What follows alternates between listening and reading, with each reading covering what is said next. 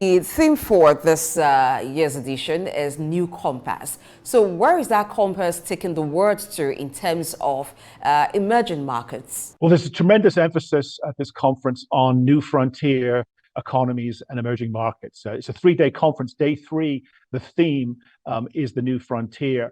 There are specific panels on these issues. You know, where are these economies? How to tap into them? And so what the conference is trying to do is to look at how investment can be better geared and better applied so that it's more so growth is more equally distributed around the world, so that everyone is growing at a higher rate, and that growth is more sustainable, that growth is more inclusive and more equitable. And so when you're talking about emerging markets, you're talking about Saudi Arabia, where the conference is being held, of course, is a perfect example, but also, you know, China, India, Brazil. What can we learn from these countries, but also how can these countries be better helped further leverage the growth and the advantages and the infrastructure they have built up. And then, of course, the new frontier countries that are sort of pre-emerging market stage, that are heavy on commodities, heavy on manufacturing exports, but lack capital and lack an educated workforce compared to even the emerging markets. Whether, you know, Vietnam or Cambodia, for example, what can be done there? And I think the emphasis is very much on technology, the emphasis, so AI, for example, but also green energy. In addition to that, how can creativity and innovation be best harnessed and encouraged and stimulated?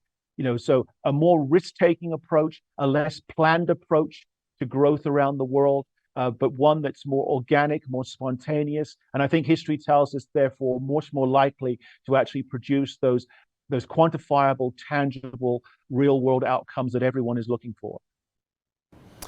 All right. I would like you to talk to us about why international investors are taking interest in new frontier and emerging markets. What are the investment opportunities, and what are the, in terms of the capital, in terms of the potential? I would like you to talk to us and the need for emerging markets to be a force to reckon with. Well, the first reason that investors are looking at emerging markets is, of course, the oldest answer in the world, which is they'd like to make money.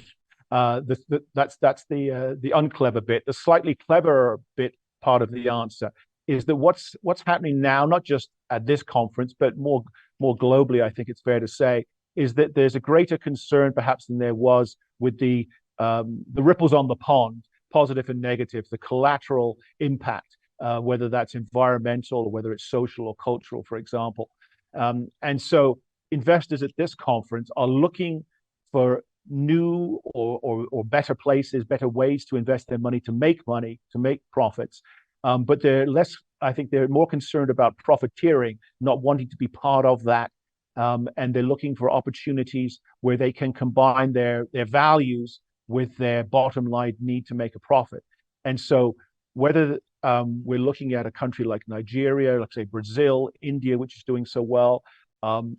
Obviously, China is not as hot a market as it was, but it's still, there's a lot of reasons why people are remaining there. And as money comes out of America, as Western investors pull out of America for a variety of reasons we may not have time to get into, and as investors generally pull out of the West, they're looking for not just alternative financial alliances, if not systems, to put their funds, but they're looking for specific countries where they think either that money will be safer, less likely to be sanctioned, for example, by government, or with just simply the business opportunities are there. There's sort of untapped potential.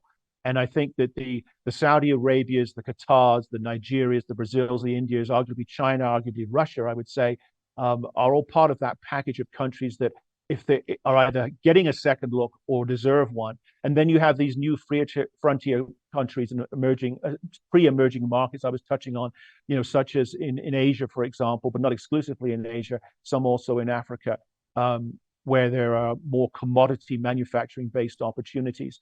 So it's very much a menu that a global menu these investors are selecting from.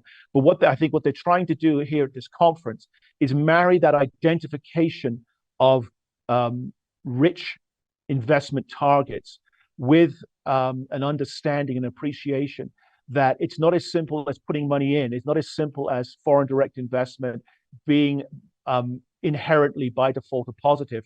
It has to be done in the right way, and it has to be married with, for example, the very latest technology, whether it's environmental energy investment or otherwise, whether it's AI related, whether it's about the blue economy. It has to be very much capturing the innovative work that's going on, the creativity that's going on, both in developed markets, but also in emerging and in new frontier economies as well. And making sure that the disruption, which is necessary for growth everywhere, particularly in these emerging and frontier economies, that disruption isn't held back by too cautious an approach by government, by over-regulation, for example. But there is the transparency that's necessary, and there is the fertile environmental environment and the light regulatory touch that can marry this investment money, which is sitting there around the world looking for new ventures and new opportunities, marry that with a more, shall we say, sophisticated or nuanced approach to investing. And the sense is, and I think recent history bears this out, the sense is that if that synthesis takes place, if those factors are dovetailed together, then it's going to be a win-win, not just for the investors, but as importantly, arguably more importantly, for those emerging markets and those frontier economies themselves. How it can be a win-win situation for some of the new frontier locations that you just talked about. They have challenges with infrastructure. There's to a great extent infrastructure deficit. Isn't that a worry to the investors regarding the cost of doing business in those areas? Oh, absolutely. I mean, you make a great point. I mean, there is it's a great question, which I don't have a great silver bullet answer, I'm afraid. But no, you have this dilemma where you need more infrastructure in these new frontier economies, which I say tend to have less skilled labor forces, less educated, and less physical capability, less capital available. And without that infrastructure, it means that even a commodity focus in terms of investment isn't necessarily going to pay off. It's going to be higher risk than perhaps investors would like to tolerate. However, as we know from recent history and the contemporaneous situation in Africa and Asia, that if you have outside funds coming in to sort of take care of your infrastructure problem, then you risk being financially and politically beholden to those interests. So that's the problem. That's the dilemma. How you solve it, I think you have to solve it more with private investment money rather than public government investment money, if that's possible.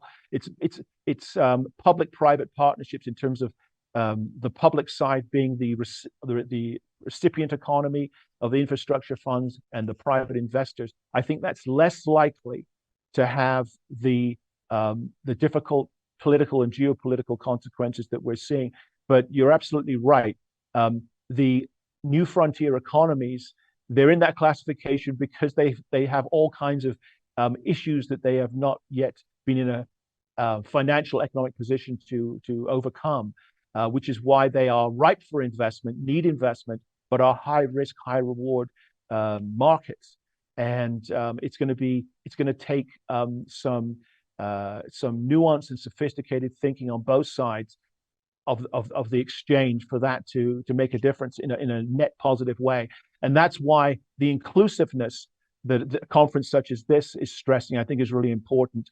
And the consensus-driven investing, a recognition belatedly in you might say in economic historical terms, that all stakeholders, not just those holding the funds, holding the capital, but all stakeholders, those on the recipient side as well, and not just recipient governments stakeholders, but also the people for whom these investments domestically are, after all, intended to benefit directly and indirectly. Everybody needs a voice. Everybody needs a seat at the table. Now, that's easier to say than it is to achieve, but I think that's the goal of a conference like this, and it should be the goal of any new investment, any infrastructure centered investment package that's going to New Frontier Economy X or New Frontier Economy Y.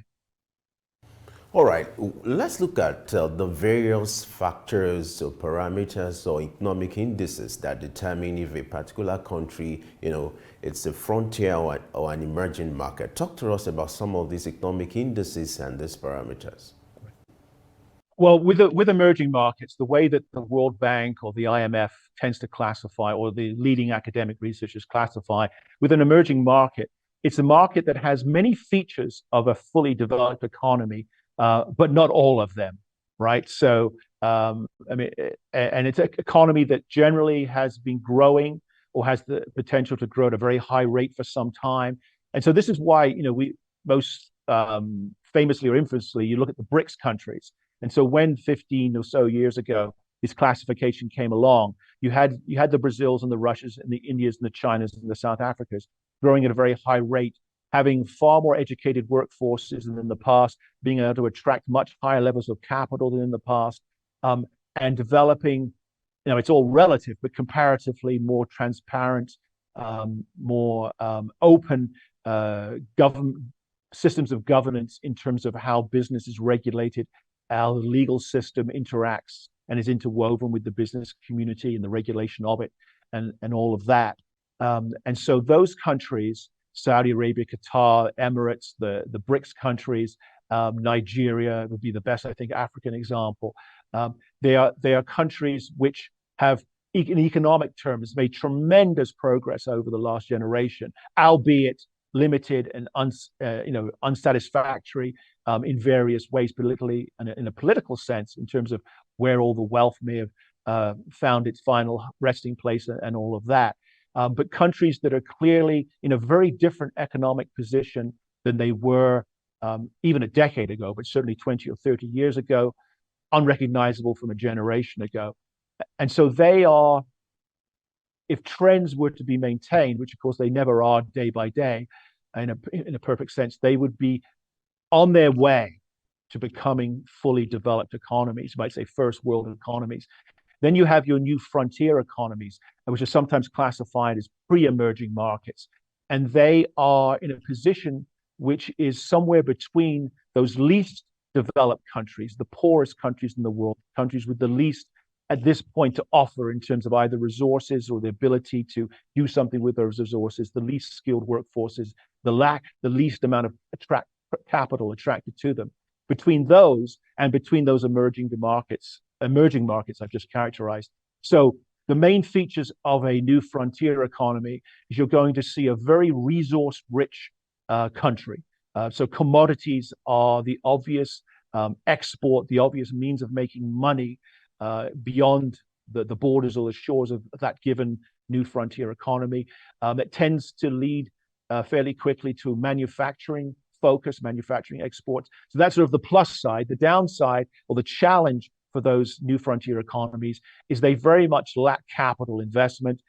They tend to lack a skilled and educated workforce, and their politics tend to be, very bumpy, right? So it can be ill-defined, can be not a sort of necessarily a stable political environment, which means that in terms of regulation, there may be little or no regulation of business and the economy, or it may be so politically driven that it's over-regulated in all kinds of weird and wonderful and potentially coercive ways. So emerging markets, their politics are imperfect too, but they tend to be much more stable than these new frontier economies. And so the challenge in both cases is how do these economies, either in the case of emerging markets, attract more and better foreign direct investment, or in the case of new frontier economies, how do they often for the first time attract those kinds of funds that can actually over a period make a serious difference in terms of the standard of living of the people in those countries. Okay, let's look at how the frontier nations themselves can benefit from this influx of investors into their region. You talked about commodity markets, looking at countries with high resources. How can they ensure it's not like the old situation where it's an exploitative relationship, people coming in to exploit your resources? Yeah, that's the challenge, isn't it? And it's what complicates this even more is that that when you're commodity heavy, you tend to be your economy is very dependent on any affected massively by any fluctuation in those commodity prices and any fluctuation in currency prices. So there's that's working against those new frontier economies to begin with. I think in terms of your answering your question about how do we protect those economies, it's about what's going on domestically. And it's about pressure from the outside, but there's only so much that can be done from the outside, because what needs to happen internally is it can't be a situation that there is one recipient of those funds or those profits, whether it's the public or private, whether it's the government or whether it's a single private sector actor. It can't be a case where someone is basically able to gain and then hoard those resources, and as a consequence, there's no net benefit to the wider economy and to the wider population. It has to be a case where everyone, directly or indirectly, has a buy-in. And so whether it's the people working there have some literal sense of ownership of the company that they're working for, whether some of the profits are mandated that they go into improving education, improving healthcare, improving the environment, all these things that will over time create a more sophisticated, skilled, and better educated workforce, which will then in turn attract even more capital and allow that economy to move from its pre-emerging market stage and state to become an actual emerging market. So no easy answers, but it's about what happens inside, which you might say is an easy answer, because it doesn't allow for the fact that this is very difficult, and a lot of this would have happened already if it was easy, which it isn't. But we know from history these things are almost impossible to externally impose, even with the best of intentions. So we have to be careful of two things. One, as you suggest from your question, the notion that we just once again have these exploitative external relationships where in the West, for example, we want those resources. We either grab them or make some very murky deal with the government or one private stakeholder, and most people don't benefit. Or with the best of intentions from the externally, particularly from the Western perspective, we decide that we can intervene and interfere because we know what's best for that country and we know how it should be run. And I think history tells us, political and economic history, they both tell us that the West tends to get that wrong more often than it gets it right. So it's a long-term process, but I think we can see, in terms of improving the situation from a societal sense, a widespread sense within any new frontier economy. But I think we can see from the emerging markets that exist around the world that although it's a long-term process, standard of living improvements, for example, is one metric of growth, are possible and can happen if you have a reasonably stable system of governance, if you have reasonably decent, competent political leaders. I know that can be asking a lot in many areas of the world, including the West, and that there's a recognition that it's not a case of improving everything overnight. That just simply is not going to happen. No one can do that. No private or public actor can do that. So it's a question of patience, but patience with a keen eye on what is actually going on, and not assuming that just because a huge dollop of investment, external funds have come into a new frontier economy, that everything will suddenly be much better. Because although it has the potential to be much better over time, it is not a silver bullet in the very short term. All right. Africa is being perceived as the new frontier when it comes to emerging markets. What are the peculiarities about this continent? You talked about Nigeria earlier. What are the market trends and investment opportunities that an investor can take advantage of or should watch out for? Sure. Well, there are old and new investment opportunities in Africa, to put it crudely. I mean, the old ones, which are still very relevant and potentially very profitable, you might say what Africa's always been known for in terms of natural resources, right? Whether we're talking about oil in the case of Nigeria, we're talking about agriculture. There's now licensing being given, for example, in a country like Kenya, for banana wine. They're going to start exporting banana wine to North America and Europe. So you might say those old staples or traditional commodities remain opportunities for investment potential profits there. But you have newer opportunities as the African workforce has become more educated and more skilled. Then Africa, I'm obviously speaking in very broad, crude terms, but Africa can now offer the world a larger menu of opportunities and services and potential investment options than it did in the past. Technology is central to this. You know, the average African country's workforce is far more au fait and sophisticated when it comes to technology. I think AI, we're going to see a lot of impact in Africa. We see whether it's the blue economy or whether it's green energy, there's a great deal of effort being put into applying, the sort of thing that we're talking about at this conference, applying these disruptive technologies to these perceived problems or these perceived opportunities, turning a perceived problem into an actual opportunity, perhaps is a better way of putting it. And depending on the African country, and this is key, to what extent this disruption, this creativity, this innovation in the technology sector can have an impact. And I think it's important to stress that simply because African country X or Y is wealthier than it was, and it has a more educated, more skilled workforce, and that workforce is now very comfortable with the digital economy and the high-tech sector and all of that, doesn't mean that it's going to necessarily attract as much foreign investment as it should. And what basically differentiates or determines which of those economies do well and don't do well is largely in the hands of those governments of those economies, those countries themselves. So, do you have a sensible regulatory framework that provides enough legal protection for business, but doesn't so, envelop those businesses in bureaucratic red tape that it's impossible to do business in those countries? Is the tax system fair and equitable? It's not about profiteering, but it's also, again, about not throwing the baby out with the bathwater in terms of overtaxing. Is education and healthcare, are these things available? Are they improving in quality and standard? Political corruption, right? What is the country moving towards a less corrupt, more truly democratic, more truly transparent political system or not? These are all the things, and there are many others, of course. These are all the things that foreign investors take into account.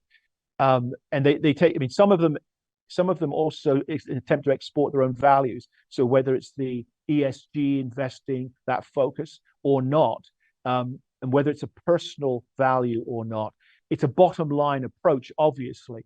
And therefore, countries that want to, in Africa, who want to take advantage of their generally improving situation, they need to look at themselves in the mirror and say, how do we make ourselves more attractive? And I think the good news here is that the things you need to do as African country X or Y to make yourself more attractive to foreign investment are also the things that are actually going to make your own economy run better and are going to improve the lives of your own people. Like I say, education, healthcare, a better, more sustainable environmental regime.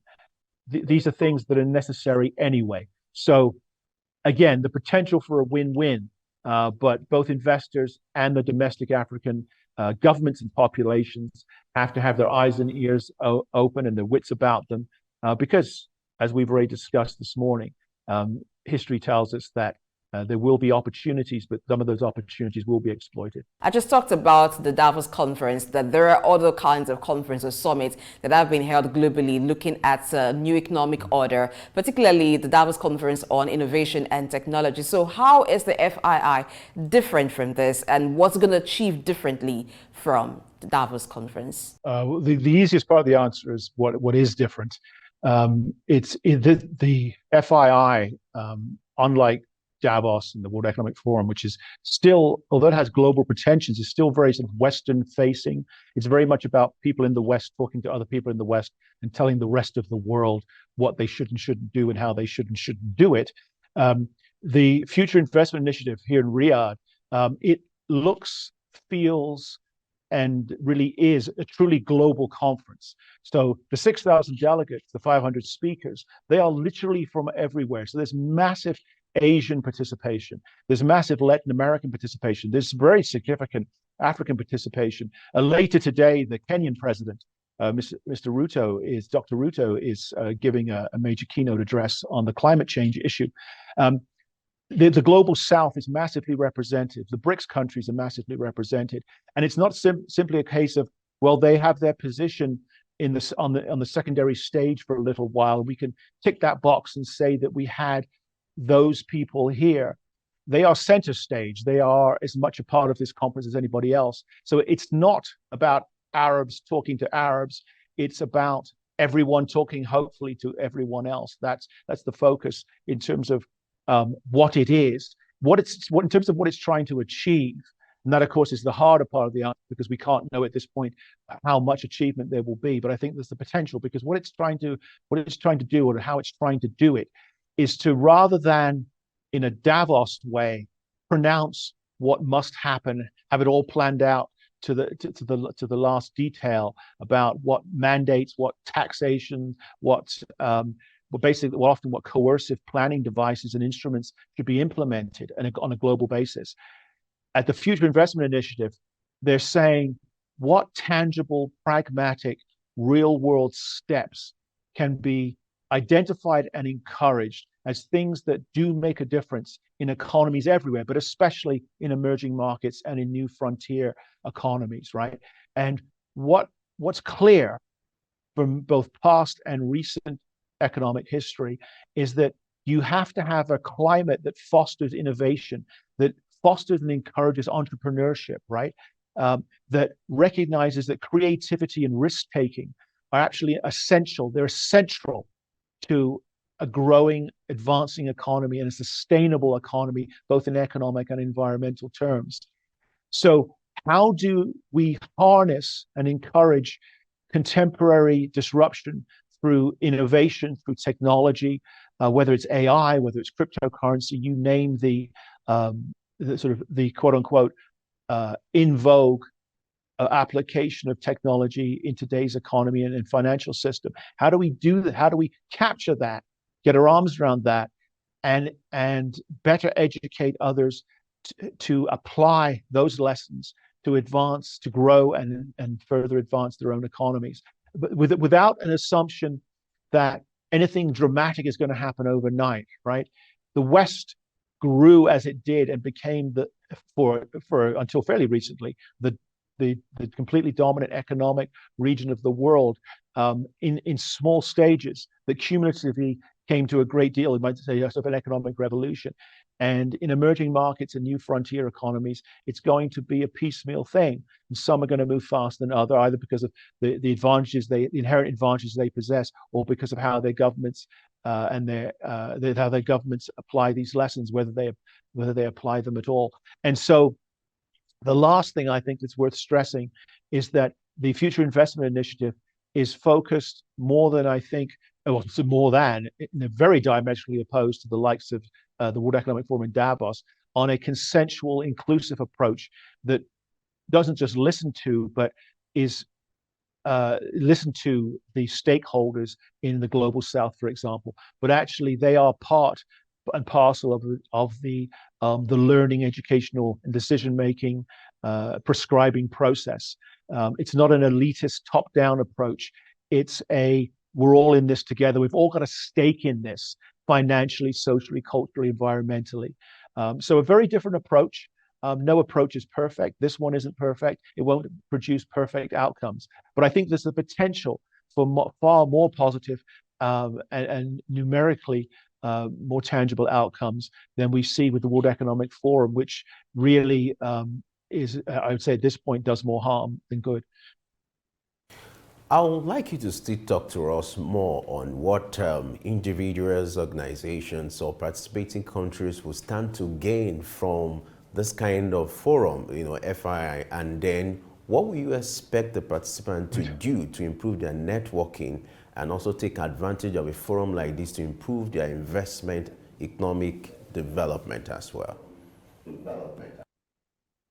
Sure. Well, I mean, countries, emerging markets that are here, for example, I assume they're here for the principal reason, or two reasons. One, they want to explain their own situation to a global audience, an influential global audience. But they also, in doing so, they want to do the second thing, which is to attract investment, because there are, whether it's with tech companies, banks, finance companies, individuals from around the world here in Riyadh right now who have money to invest. And they're looking, it's not simply they want an opportunity, they're looking for the best opportunity. So the countries that are represented here, I mean, Kenya is an example, South Korea is in a different economic position, but the South Korean president is also here speaking.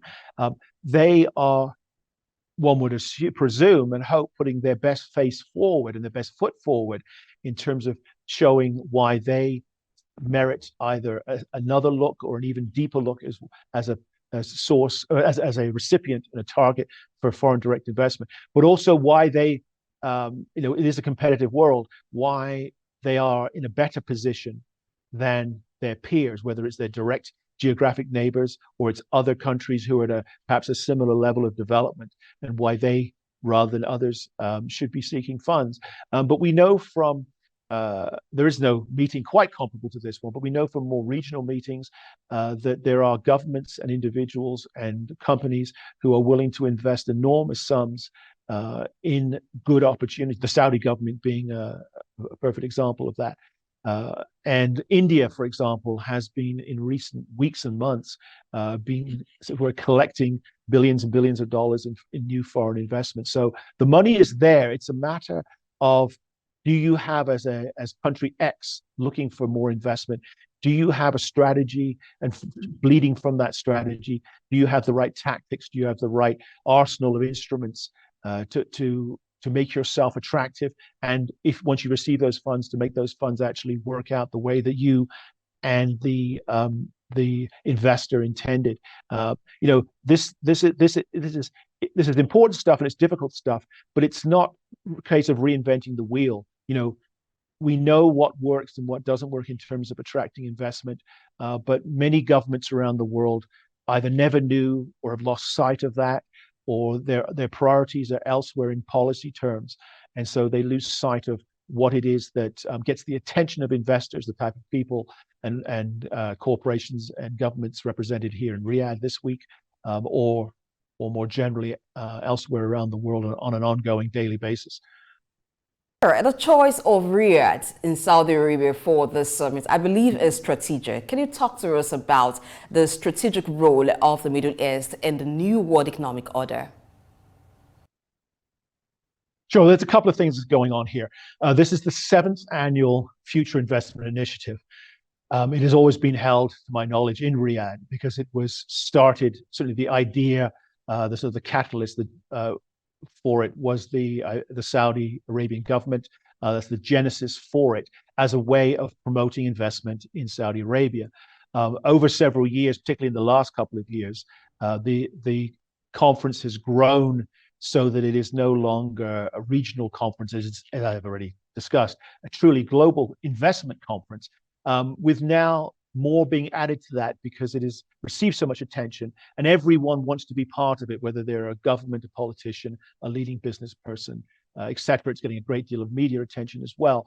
So what it's highlighting in terms of what's already happened is how a country like Saudi Arabia has been able to take giant leaps down a very long road, on a very long journey, to transitioning itself from a developing economy through an emerging market stage to potentially, arguably, probably a fully developed economic status.